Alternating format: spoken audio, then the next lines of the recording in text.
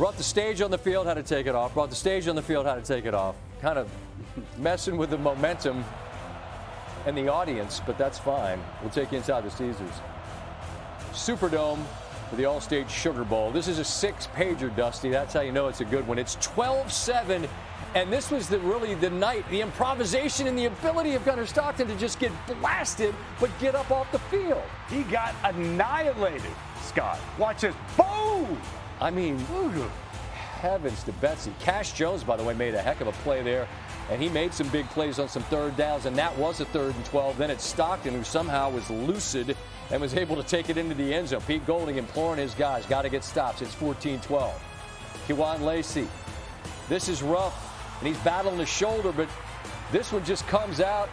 Dalen Everett, who's a playmaker supreme, picks it up, scoop score, the first lost fumble of Lacey's career. It's 21-12. So Ole Miss trying to flip the script and come back after they led all the way into the 4th in Athens. This is a bad management of clock as Ole Miss leaves points on the field because it just didn't have a clean operation, couldn't get their kicking team. Got to get out of bounds in that spot. He doesn't. Cost some points right there before half. Daquan Wright cut it up in the middle of the field rather than taking that out of bounds.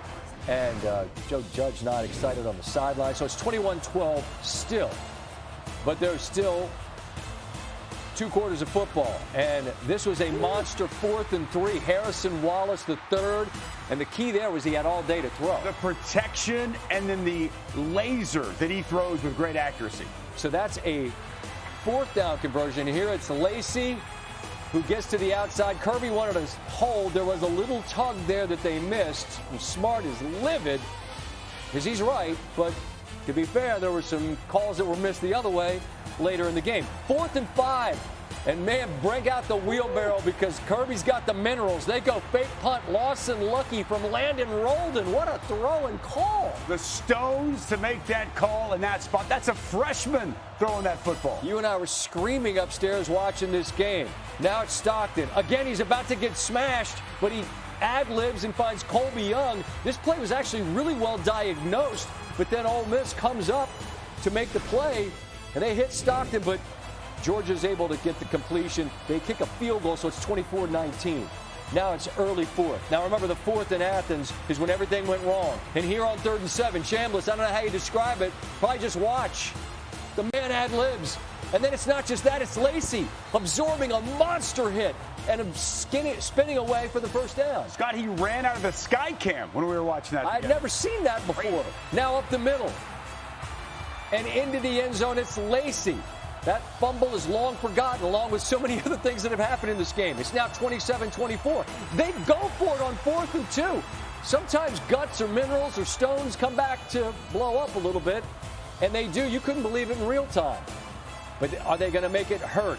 Yes, the Rebs are, as Chambliss finds Wallace the 3rd, and Ole Miss leads by 10. But this Georgia team has come back over and over and over again this year. And who's that? Number 1, Zachariah Branch. He has been a monster this year. Can't keep a good dog down. What a comeback here from Georgia. All right, a face mask gets missed right here. Ooh, that's a face mask. Egregious they didn't throw that flag. I can't fathom how that got missed, but they missed it. And now Georgia gets the football back. And on that drive on 4th and 9, this time Stockton's got a clean pocket. He finds Branch on 4th and 9 for a gain of 16.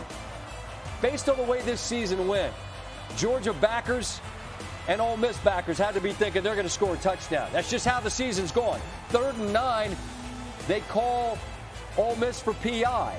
I didn't love it in real time. What do you think? Yeah, all right, could have gone either way. Well, now it's 3rd and goal. Stockton has no one open. Rebs do a great job of forcing the field goal, which ties the game from Peyton Woodring.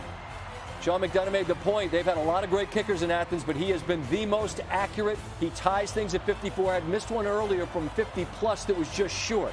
But now here's the 3rd and 5 play that you diagrammed for us. Dejon Stribling got that right arm over, and it's a perfect toss from Chambliss. And now Lucas Carnero, who was absolutely nails all night, and he buries it from 47. That was light lifting after a couple of 50-plus field goals, and it took a lot to put the Dogs to bed finally. But this Ole Miss team, after a kickoff and a safety and all sorts of mayhem and carnage and a pitchy woo-woo that went nowhere. What a game.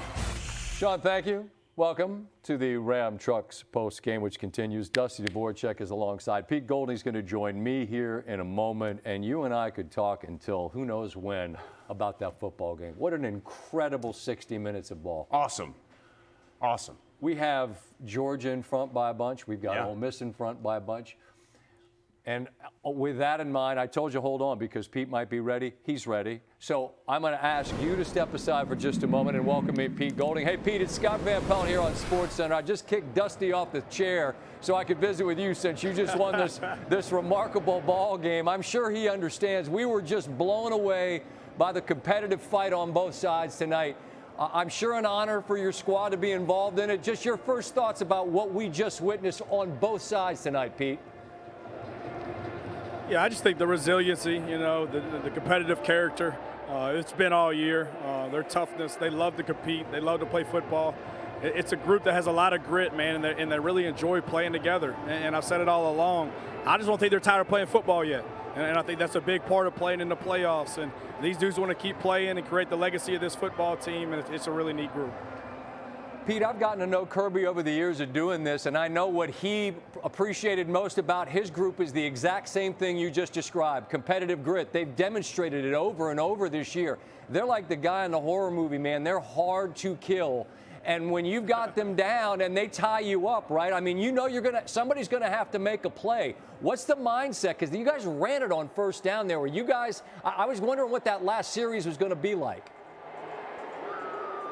Well, we told them at halftime, it was kind of reverse roles from last time. I said, look, we were up 9 points on these guys going into the fourth quarter last time. I said, let's take one play at a time, one possession at a time. And when we do things right and we execute correctly, we're hard to beat. When we don't, we're not. And we didn't execute very good in the first half, and we didn't take care of the football. So coming out in the second half, I thought we were executing better. I thought we were playing more physical up front on both sides of the ball. And then we know in the fourth quarter, regardless of how long we play Georgia, they're going to come run the rock at your ass in the fourth quarter, and you got to be able to stop them. And some of those situations that you think they should be throwing the ball, they're not going to because that's their identity. And, they always do a great job. They don't go away. Kirby does an unbelievable job, and hell of a call on the fake punt, to get them back into it too as well. So just credit to our guys. There's a cliche in sports that you either win or you learn. And what I appreciate most about you, Pete, is I think you're as real as they get. And I don't know if that cliche makes sense to you. So I'm almost apologizing for asking the question this way. But what'd y'all learn in the fourth quarter? What'd you learn in the fourth quarter in Athens? Because you had them down and then they scored 17 and you scored none. Was there something you took away from that football game? Yeah, I felt like it was on us as coaches. I'll be honest with you, as me as a coach, I didn't feel like I did a good job rotating enough guys early. We were tired. We were dead. I put too much on too many guys, whether it's front tools or BTFs and things like that, and it just got too big for them. And that wasn't their fault. That was my fault. So we came into it and said, hey, look, we're going to have to play some more players that can play winning football because these dudes want to do it the right way, and they're going to play with toughness, and they're going to play their ass off. So we just got to do a better job coaching them. You guys have kept the main thing, and nobody outside your room will know what it took to maintain the focus, right? We all understand you had a coach, and he's going to coach somewhere else now, and now it's your gig. What, Pete, as you thought about it, by yourself, alone, knowing what was coming, what was the main thing you wanted your guys to know about what this team this year still had in front of it? I think this is a unique opportunity when you get in the playoffs. We made the playoffs when I was Division II and 1AA, and the opportunity to continue to play. You're playing every game for another game, and that's really exciting to me. And we've got some guys that are playing really good football towards the end of the year that didn't even start for us in the beginning of the year. And they've got a lot of opportunities to create value for themselves for their next contract. And so we got a lot of guys that just love to play football. So I wasn't worried about if we could put some good plans in place and we could hold them accountable throughout the week and make sure they stay prepared and we practice extremely hard, that we'd be okay. And, we made a lot of mistakes tonight. We didn't leverage the ball well. We didn't tackle very well. We turned the ball over. We did about everything you could to get beat, to be honest with you. But they found a way to win. And that's what good teams do, especially in these playoffs. And hopefully we'll continue to do it. Pete, I know a fellow in Oxford that owns a spot called the Library, and it doesn't have a lot of books, but it's got a whole bunch of bourbon. And I'm imagining that they're putting a show on, although I assume everybody's in New Orleans, which is a hell of a town for your fans to celebrate in, too. Just give me your best guess of what tonight looks like in Oxford and in New Orleans as the Rebels celebrate this evening. They'll probably burn both of them down. Well, let's hope that's not the case. Pete, Happy New Year, man. I appreciate you taking a minute to visit with me. Yeah. All the best, man. You got 60 more minutes of ball. That's all anybody wants this time of year. Good luck in the next one, all right? Yeah, appreciate you. Yes, indeed. 7th Sugar Bowl victory for Ole Miss, trailing only Alabama for the most all time. Well, the good news, Dusty, is we didn't even dive into what we were going to discuss. And this is one of those nights, and it's so much fun to sit and watch games with you, particularly when it's a game like this, that has so many roller coaster ups and downs, and you're planning on what tapes you're going to break down. You got something there which we can get to in a minute. But just how did Ole Miss win this football game in your best estimation? Well, resiliency. You've heard that word used a lot. And this is a resilient team. When you think about everything they've been through leading up to this game and then in the game, you kind of talked about the peaks and valleys. Trinidad Chambliss deserves all the credit. But you know who else deserves a lot of credit? That defense. The first time these two teams played, Georgia didn't punt. They scored every time they touched the ball except when they nailed it out for the victory. I thought in the second half, that defense stepped up. It made plays. And then Trinidad Chambliss caught fire. He was magical. That performance was legendary for that win for the Ole Miss Rebels. And I think it's a complete team win. Trinidad Chambliss, the offense, they're going to garner a lot of headlines. But I thought that defense coming out of half, you're down 9. They come out and get a stop, get a couple of stops there. They kind of swing that momentum back. And then when Chambliss caught fire in that fourth quarter, it was so much fun to watch. And I know you have a touch screen. Before you get to it, just go back to a game you had this year against Arkansas. And you visit with their coaches, and they tell you what they think he can do. Yeah. And you leave the meetings rolling your eyes to a degree because you have to be thinking this is a little bit of BS. They can't possibly think this Division II guy's this good. He's that good, isn't he? Ole Miss, Arkansas, his first start, right? Austin Simmons is going to be hurt. He's not going to play. And Charlie Weiss comes in the meeting, and he's like giddy. He's like excited. Basically like, wait till you see what I have to show you. And he starts telling us about Trinidad Chambliss and what they like about him and the playmaking ability. He said he's a more athletic Baker Mayfield. And I'm like, yeah, right, Baker Mayfield. Like, we're talking to a Sooner here. What are we talking about here? I mean, this guy played at Ferris State, right? And he's like, they told us in his first scrimmage, 6 possessions, 6 touchdowns. Charlie Weiss knew what they had. We saw it that night, and Trinidad Chambliss has not slowed down since. It is a remarkable story to win a national championship at Ferris State, come in to play backup, get your opportunity, and now lead your team to the College Football Playoff semifinal. And now under the brightest lights on this New Year's Day against an excellent team that isn't going to go away, championship DNA. What do you got for me here on the touchscreen? Well, it's the last drive. It's 3rd and 5. Got to have it moments. Got to have it, right? And so let's just take a look. 3rd and 5, and, you know, we're going to get man-to-man here. There's going to be one single-high safety, which is interesting because the safety is going to be over here to the boundary. All right, but we're going to see across the board here. Man-to-man here, man-to-man here, and man-to-man here. Now, what I want you to pay attention to, we talk about fundamentals and technique. Watch right here. Dejon Stribling, okay? Because Dejon Stribling, what he's going to do at the line of scrimmage is outstanding. Inside release, he's going to jab step inside. He's going to get this DB, DeMello Jones, to step inside. So a hard jab step here, and then just a simple outside release. And as he releases, watch his right hand come over the top and clear the hands of the defensive back. He's going to jab step, and what I love here, jab steps, gets past him, and then as you can see right here, Trinidad Chambliss looking here the whole way. If he's even, he's leaving.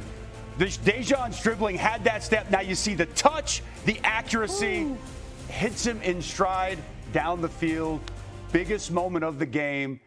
And Trinidad Chambliss on that stage with those bright lights, season on the line, delivers the perfect pass. Give Stribling credit for the great release off the line of scrimmage, making the play down the field. But unbelievable what we saw tonight from this Ole Miss football team and led by Trinidad Chambliss. Great crowd out there today. You know, probably more partisan Ole Miss than ours, but it felt like you were on a road game with their atmosphere, and they had momentum a lot. It was a back-and-forth game. It's an incredible college football game. It's what the CFP was built for, to have battles like that. And that was basically every conference game we had this year. I felt like every game was like that one, back, forth, plays being made all over, and a lot of credit goes to Ole Miss. The defensive improvements they made, they played much better and tougher and more physical on defense, created some problems for us, and their quarterback is just incredible. I mean, he does an unbelievable job of not giving up sacks and making plays with his legs, and they made, more plays than we did. And I got to be honest, that's part of football. They made more and out-executed us, out-coached us, outplayed us. But I enjoyed that game and that atmosphere. I am proud of our team. I'm sick that we lost, and there's things I would love to go back and do differently, but I'm just so proud of the way our guys competed when down 10 and just didn't finish it. Seems to me the greatest compliment you can pay to Kirby and his team is that it takes that much to finally put him to bed. That's a hard-ass team to beat. That's a really hard They're hard team. to kill. Yeah, that's kind of what I was alluding to, the horror movie. They just keep coming back. What would you say in the end was what cost them this football game? Well, I mean, it's Trinidad Chambliss. It's the offense. The inability to stop them. Their defense was so good down the stretch. And you look at that fourth quarter of the first matchup, there were 3 possessions, 13 total yards, 1 first down. Trinidad Chambliss. He was 1 for 10. Had 1 completion. Yep. You juxtapose that with tonight. And at a time when this defense had coming into this game was playing as good as any defense in the country, they got sliced and diced by Trinidad Chambliss, and that Ole Miss offense here tonight when it mattered the most. I know you were big on defense coming into this round of games, and it certainly showed itself, even in this game, more than the final score might speak to. But Georgia bringing a powerful offense into the next round. Going to get Dusty's thoughts on this one from the Rose Bowl, where Indiana was a favorite.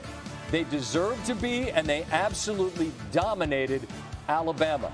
At this point in the night, or in the playoff, nobody that has had a bye has won a game. And this is a 4th and 1. Down 3, that's the resting posture of Kurt Signetti. He never changes his expression. Doesn't make any difference. They call a timeout, and then they run this play. Jeremy Bernard. Going east and west. Give me something north and south. The problem is they don't run it well this year. That's a huge problem. And that problem rears its head there. 3rd and 8. Mendoza, the Heisman winner, and this is a dart to Charlie Becker, the speedster, who makes a gorgeous leaping grab. How good has Charlie Becker been down the stretch? You think of Penn State, you think of what he did in the Big Ten Championship. Had a big catch early in the first drive of the game that scored points for Indiana to get a first down that got him 3, and that gets him 7. It's 10-0, and here, Ty Simpson drops back, takes off running, and he gets blasted by who? That's D'Angelo Pounds, who's been a big-time playmaker. Gets hit here, but it's that hit in the ribs. And Simpson surrenders the ball and was being checked out on the sidelines. Ensuing drive, Mendoza. Omar Cooper Jr. IU's got some talented receivers, and they got the Heisman Trophy winner slinging the pill to him. It's 17-0. Mendoza. Herbie described it as he kind of runs like a baby giraffe, but it's effective. That's an underappreciated skill set he's got. It is, man. He's effective, and he can throw so accurately on the move as well. How about this toss right here? Have to have Surratt. Elijah squeezes that. It's 24-0, and this is effectively over. Simpson has a cracked rib, could not go forth. Austin Mack actually came in and did a nice job, but there was just way too much work to do at this point for Alabama. Kalon Black, this man is a rugged runner, hard to get on the ground. And here, play the fight song again. IU. They weren't done. Yeah, not just candy striped pants and basketball, man. This football team can go. Roman Hemby, you got a whole lot of folks in College Park that are happy to see you doing so well. He was a Maryland transfer, Black a JMU transfer. Indiana wins 38-3. Here's Coach Signetti with Reese Davis. How would you describe the turnaround and what you've been able to build in a short period of time? It'd be a hell of a movie. There's been a lot of firsts. It is kind of surreal. There's no doubt about it. I understand why there's been a lot of skeptics, but I only have one thing to say. Hoosiers! 1, 2, you know what to do. Indiana, Indiana, Indiana, we're all for you.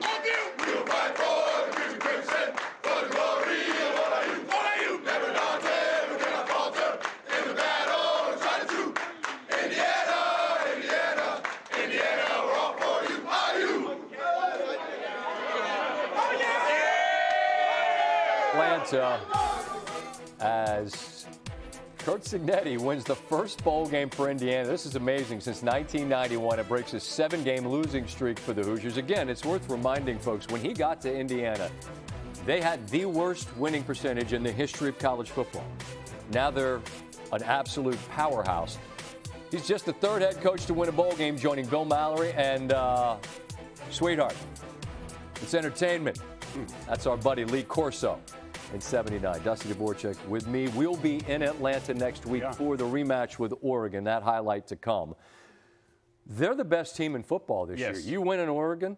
You win in Indy against Ohio State. You beat Alabama like this. You're telling everybody that you're the best team in college football. Am I right? Is that the statement that they've made with what they've done today on top of what they've done this year? They are the team to beat in this college football playoff. There is no question. And for me, it's the execution everywhere. Execution's a word that gets thrown around. But they block well. Everybody does their assignment right. They run hard. They're tough to tackle. They have a quarterback that is so precise with the football. Receivers that make catches and run great routes and block. The defensive line makes plays in the backfield. They get after the quarterback. When they get in their zone drops, everybody goes exactly where they're supposed to. And by the way, they're the most disciplined team in college football. One of the fewest penalized teams in the country. Number one in the country in turnover margin. What don't they do well, Scott? They do everything really, really good. They turn you over. They don't commit penalties. You're going to have to beat them. But they're beating people senseless. And Alabama was on the wrong end of it. Here's Kalen DeBoer on how he plans to use the emotions his guys are feeling today to regroup for next season.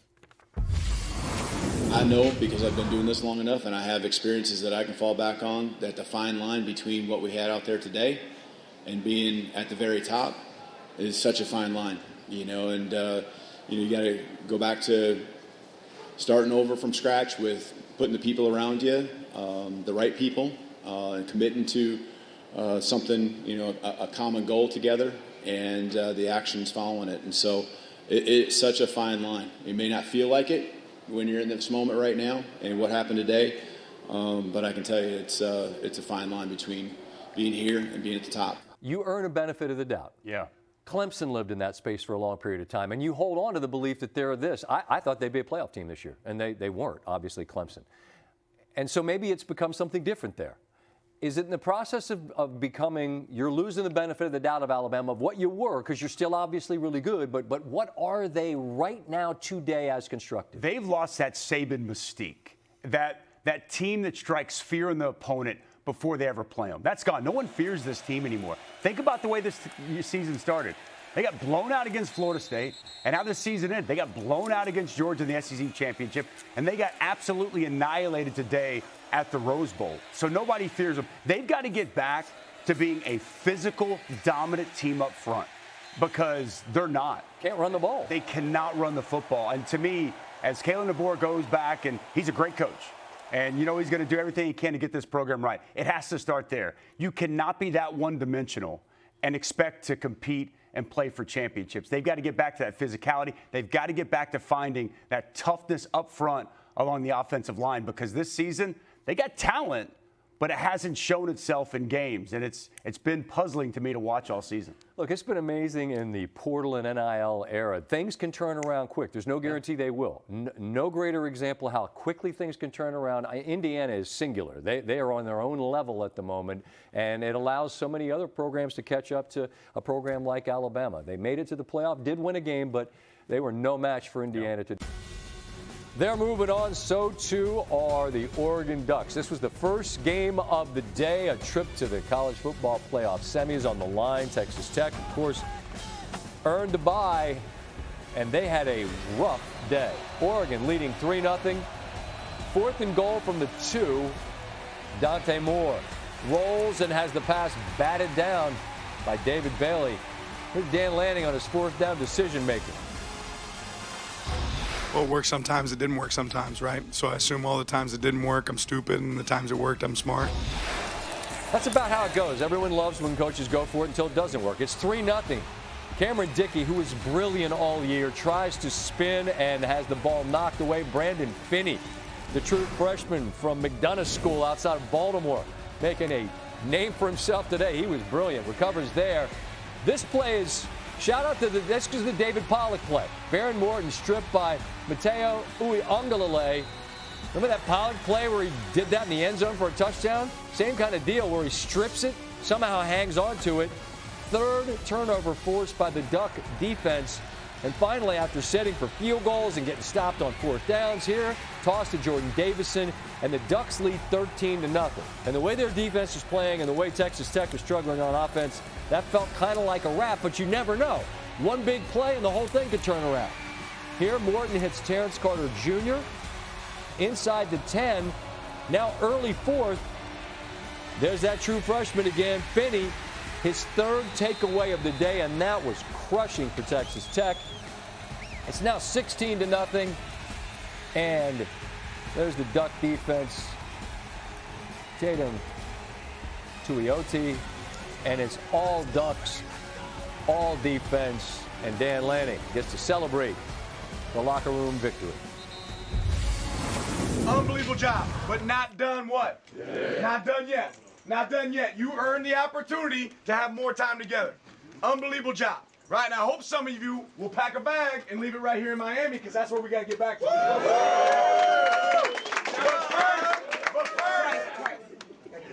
But first, I got to do this twice. There's more.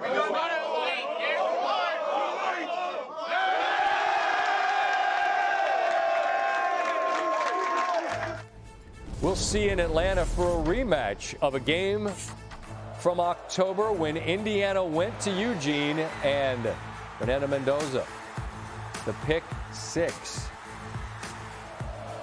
But then the Hoosiers responded, and they have all season long. It was Indiana's first win over an AP top 5 team since '67. And they're going to get a chance to run it back with the stakes even higher. And this was the game that I said last night I found most intriguing because I just did not know what to make of Texas Tech. What were they? Well, this unfortunately offers a harsh reality for them under the very brightest lights. They picked an awful day to have an awful day. But with a motivated billionaire benefactor, they're not going to accept today as their ceiling